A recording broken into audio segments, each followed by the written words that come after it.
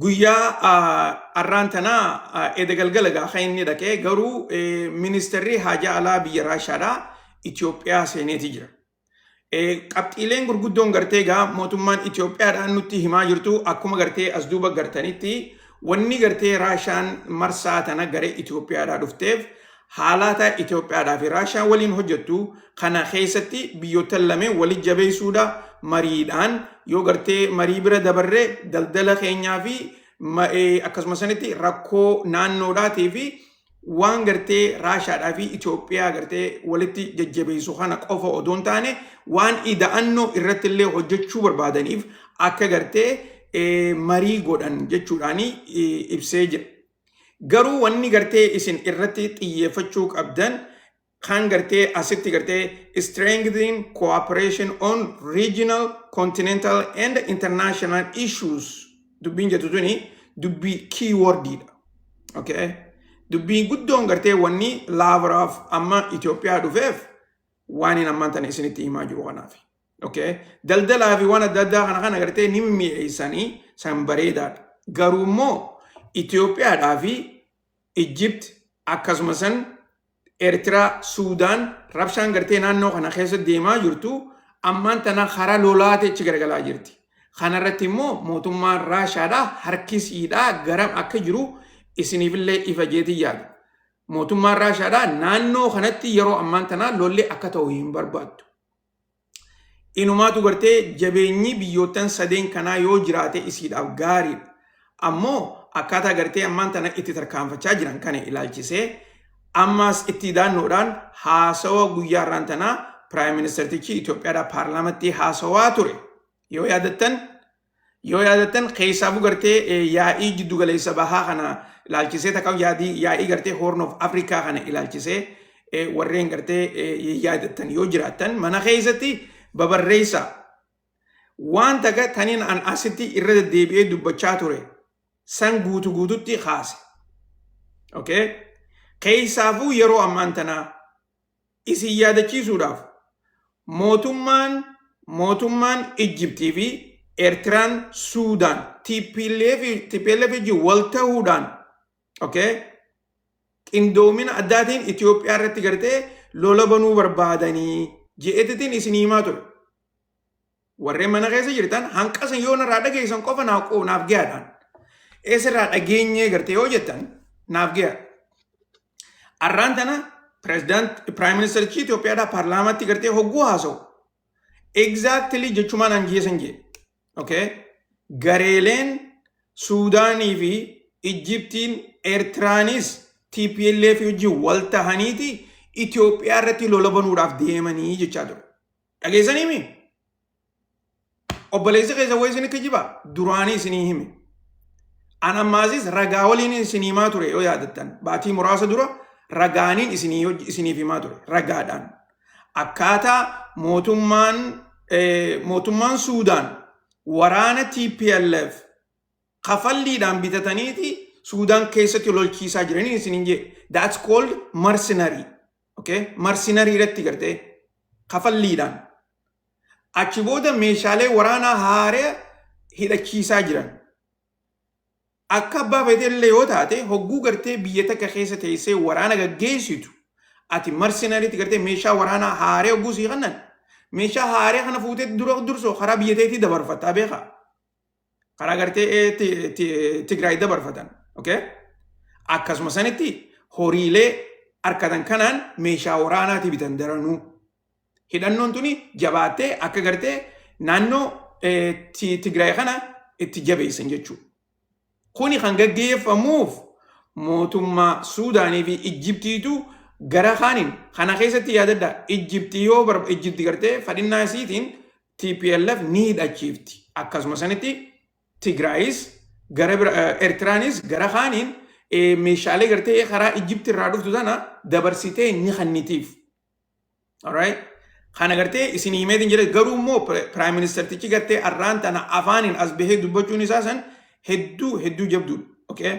Hammam takka akkaataa mootummoonni sadeen Itoophiyaadhaa wajjin afaan lolaa keessa jiran qofa isiniif ifa godhee jira.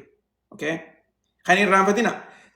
Prime Minister tichi Itoophiyaadhaa as bahee gartee biyyootan akkanaatutu kunoo inumaatu gartee daangaa keenya cabsanii lola nurra banan je'ee nurra banuudhaaf deeman je'ee hogguu ni dubbatu. Waan gartee irraa dubbachaa ture san waa hedduutu keessa jira jechuudha. Garuu akka Prime Ministeraatti dura biyyootan kana maqaa dha'uun isaatu qabxii guddoodha. Tarkaanfii takka fuuldura jechuudha. Okay? Garuu wanni immaan tana gartee Lavrov dhufe qabxiilee gartee ammaan tana isinii himaa jiru kana qabbaneessuudhaaf takkaa gartee furmaata itti barbaaduudhaaf. Yoo yaadattan Prime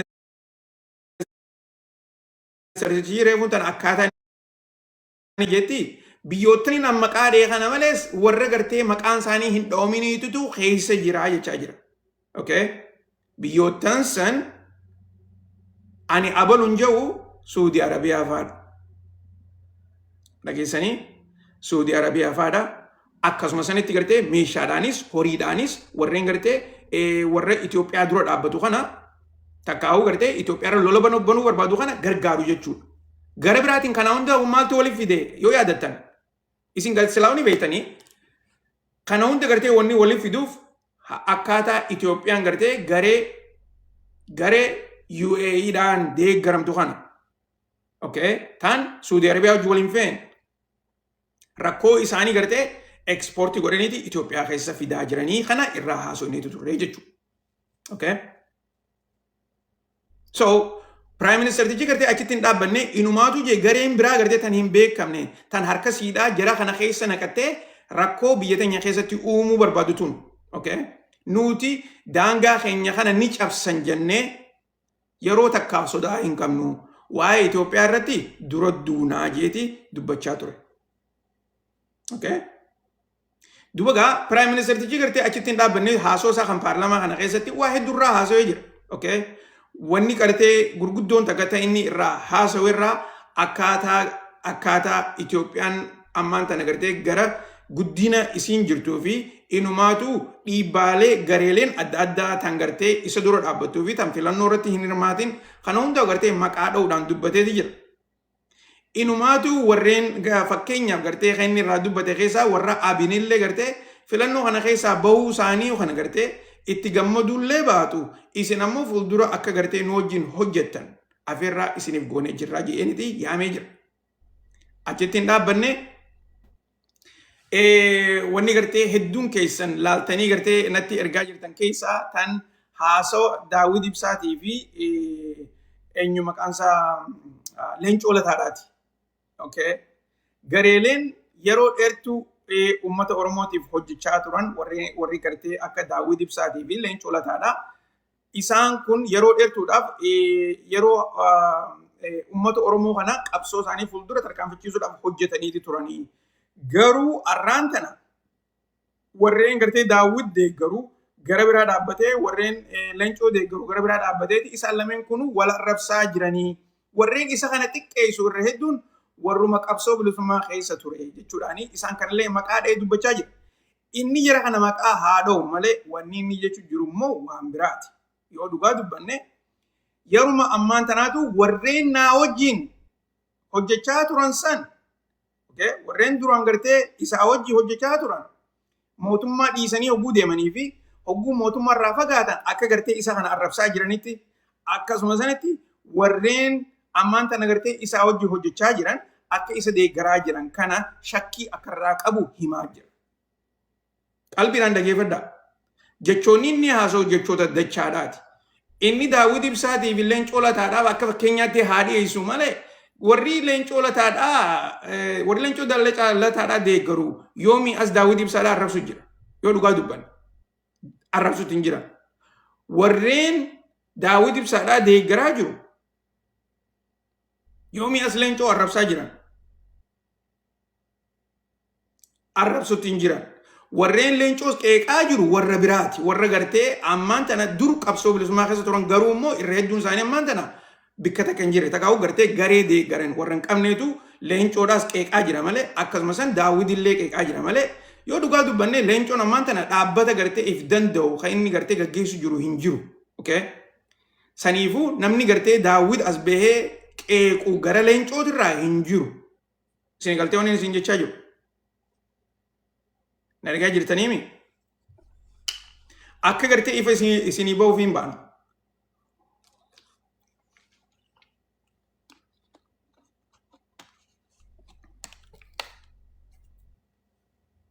Warreen ammaan tana leencoo qeeqaa jiru warra biraati, warra gartee dhaaba hin qabne. Takka immoo dhaaba kana deeggarra jedhee gartee warra ifin labsini jechuudha. San yeroo gartee interviewtiif yeroo adda addaa arkineeti jira.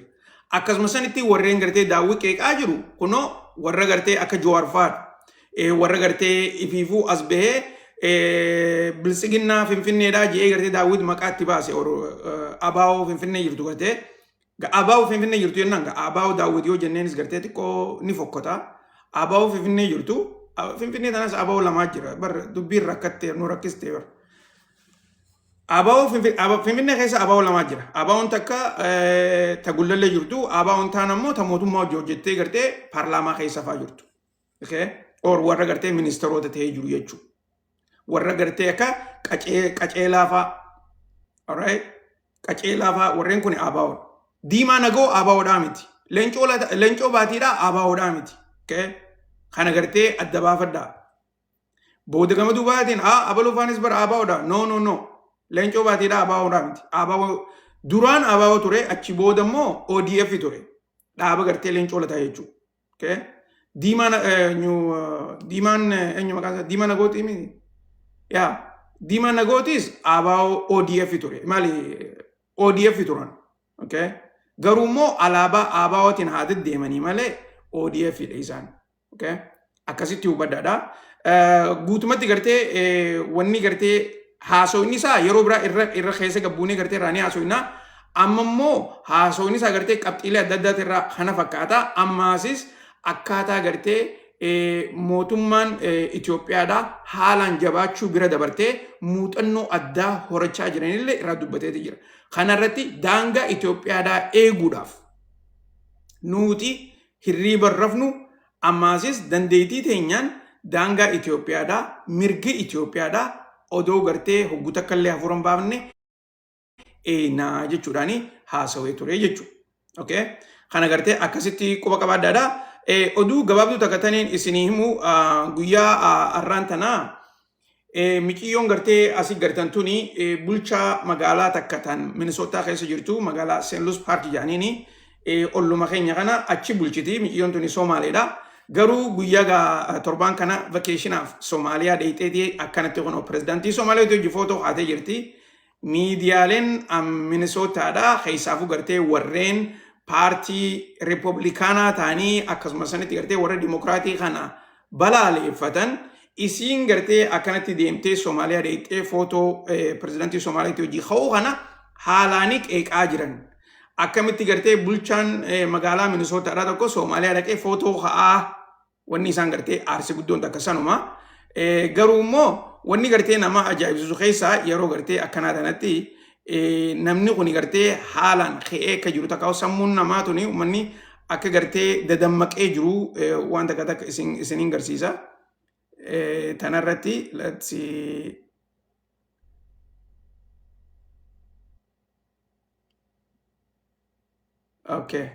akkuma gartee na duuba gartanitti koomentii gartee peejii tanaa jalatti yeroon tun yeroo vakeeshinaati namni fedhe gartee meerri magaalaa fedheetu yoo vakeeshina deemee gartee footoo nama wajjii ka'e maali rakkooni jechuudhaan gartee namni hedduun deebii godhaafii jira.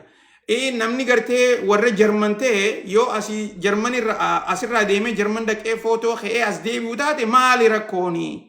Namni gartee yoo warri isaanii Ingiliz taate asii deemanii Ingiliz dhaqanii footoo kaanii yoo dhufan maali rakkooni? Vakeeshina deemuun maali rakkooni jechuudhaani inumaan qeequu bira deebisuu fi bira dabraniiti tooftaa gartee itti jookii irraa godhanitti gartee akkamitti kun oduu tahaa yoo jibbansa taate malee jechuudhaani deebii godhaafii jiran jechuudha.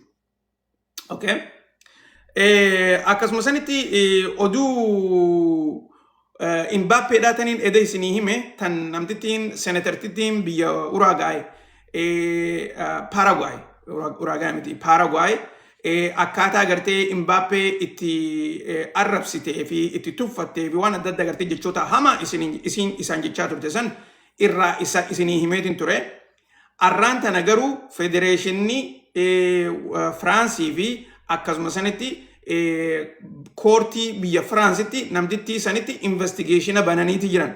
Inumaatu mana seeraa biyya Firaansitti akka isin dhiyaattu gara kaaniin federeeshinii kubbaa miilaa kan Firaansis isii karaa gartee fiifaadhaatii fi biyya isaaniitti takkaa gartee Paaragwaay tuni dhaabbata fiifaa keessa waan jirtu jecha isaanis fiifatti gartee iyyannaa addaa galchaniiti jiranii akkaataa gartee fiifaan marii wanta nagartee laalee maaliif namtittiin nama nagayaatii miti namtittiin tuni gartee nama nagayaa oguun isin jiru nama gartee jiruu siidhaa jiraachuu jiru miti namtittiin senetara okay namtittiin tuni nama gartee paarlaamaa biyyattii keessatti sagalee qabu saniifuu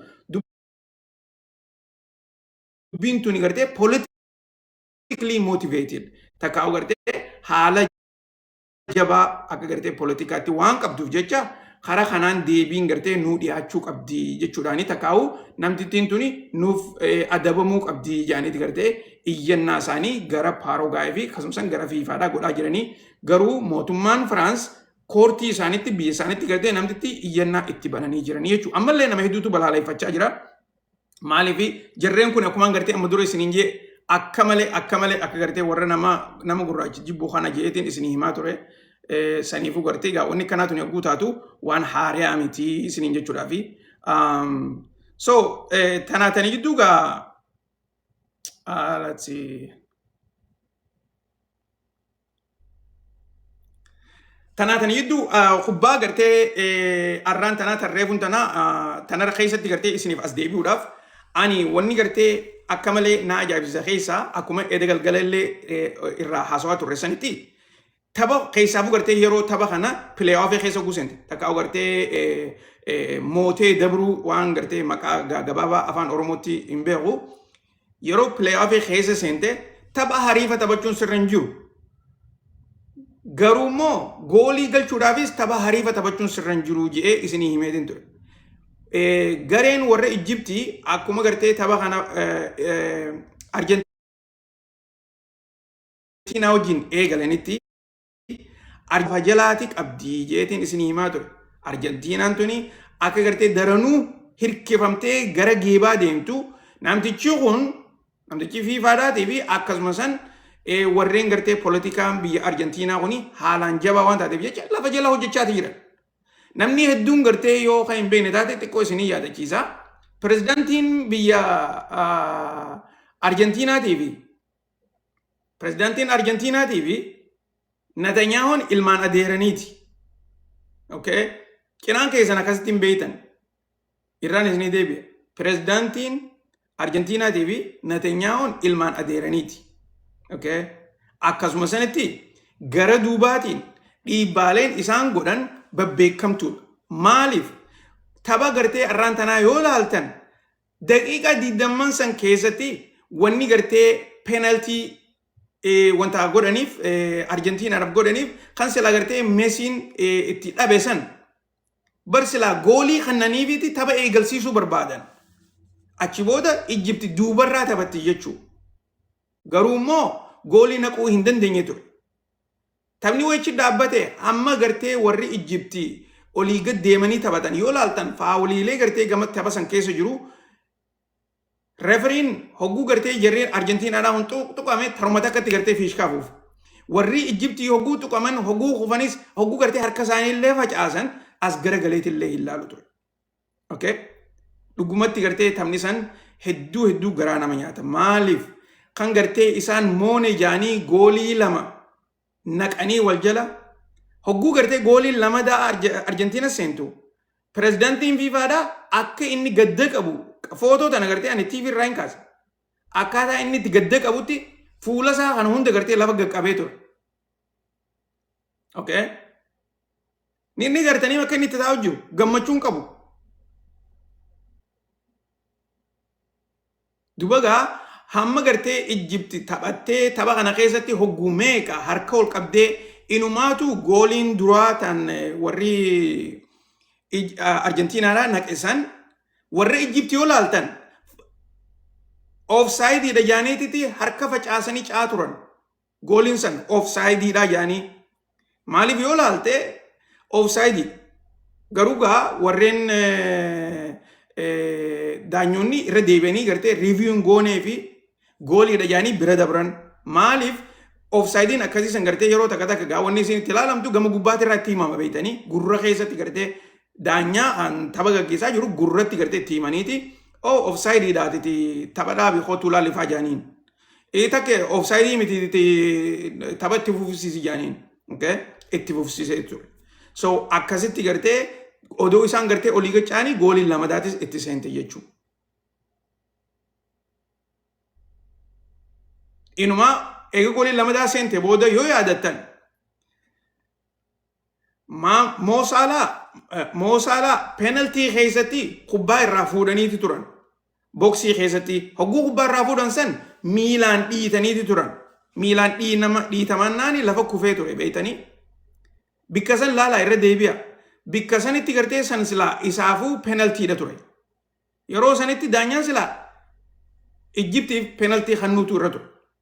Gareeleen gaa warra Ijjiptii harka facaasanii maal jaanii daanyaan durumaanuu gartee isaaniif hannuuf hin kaane akka isaan moo'anis hin barbaanne irra deebi'aa laalaa hogguu gartee Mo Salaan penaltii baaksii keessatti kubbaa ol naqe gartee kubbaa irraa fudhateeti miila keessa dhee miila silaa gartee dhaabbachuudhaan qabuun hogguu dhoome ni kufa jechuu namni.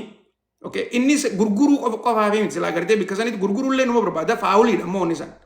Faawulii gartee penaltii baaksii keessatti faawulii taanaan that's a penalty kick. Hin kannineef. Inumaatu riviewleen goone bar lal kannuu fi kannuu dhabuun sokkee bar amma hogguu gartee akka taphataatti taphatoonnis gartee nu haalaa lamu jaanii harka baasan hogguu maanajeroonni isaanii koochiileen isaanii harka baasan ni yaadatanii mi koochii assistant koochii Ijjiptii reed kaardii kennameef hin irraanfatina. Assistantii Ijjiptii reed kaardii kennameef sideline irratti. Assistantii Haan ammoo yellow kaardii kennameef warra Ijjiptii. Kun hundinuu maalirraa frustration deemaa tapha kana gartee daanyaan akka isaan miidhaa ture waan arkaniif waan himatan. Hogguu daanyoonni hogguu referoonni gartee ajaja gara koochii irraa itti dhufe yoo taphattoonni illee didan koochiin yoo jee immoo ni laalan sila. Dhaawicha gartee waan biraallee hin godhiniif dhaawicha immoo Mo Salah san dhaabanii riiviyuu godhutu irra ture. Tanaafuu Ijjipti ni saamamte. Namni hedduun gammachuu hin qabu saamuu san irratti. Ijjipti harkaa fuudhaniiti gartee kunoo amma akka danda'anitti gartee oofanii gara gartee geebaa Arjentiinaa geessuu barbaadan. Maaliif kuni gartee waanuma ta'u kanarratti gartee shakkiin takka illee akka hin jirre beekamaadha. Akkaataa gartee namni hundinuu ijjetti ilaalaa jiruun fiifaan harka guddaa keessaa qaban shakkii takka illee hin qabdu. Fuula namaa dubbisuunis gaariidha beekaa. Fiifaa pirezidaantiin silaa diriiree taa'uu qaba malee. Akka nama gartee gaddee qabutti gunne kana jiru san gartee akka footoo kanarra jiru gunne kana jiru gartee goolii lamadaatti seentee san irratti kana jeebeete. Viidiyoo dhaqaalaa an dhugaadhaan isin hima hammam takka gartee akka isaan jibbansa qabaniif. Jibbansa illee hin taatu garuu immoo akka isaan gartee Ijjipti akka hooftu akka barbaadan jechuudha. Arjentiinaa dabarsuu akka barbaadan.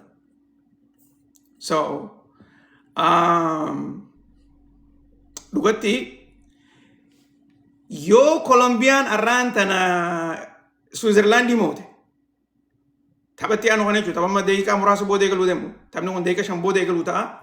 Yoo Kolombiyaan Switzerlaandii moote taphni gartee dhiinni itti gad naqamuudhaa ta'u Arjentiinaadhaa fi Kolombiyaa jidduutti.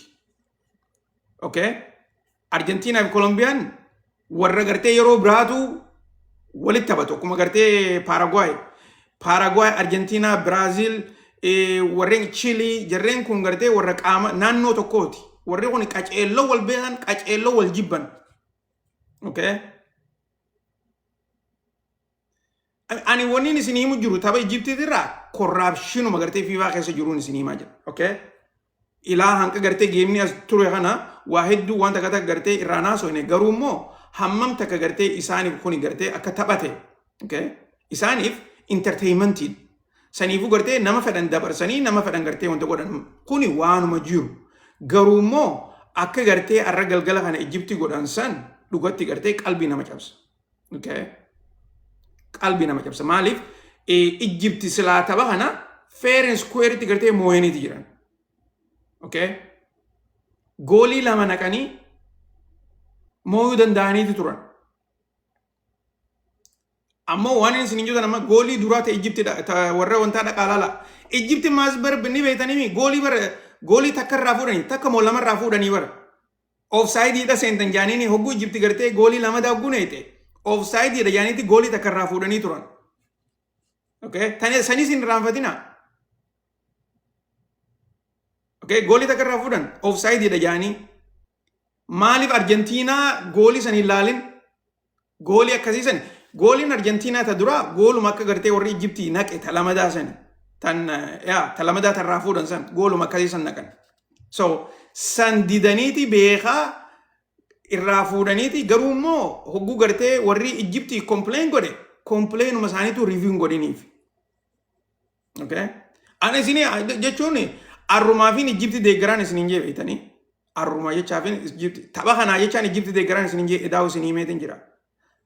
Amma immoo daran gartee dhuga Switzerlandii fi Ijiptii Kolombiyaa jidduutti kan gartee tapha hariifa qabu.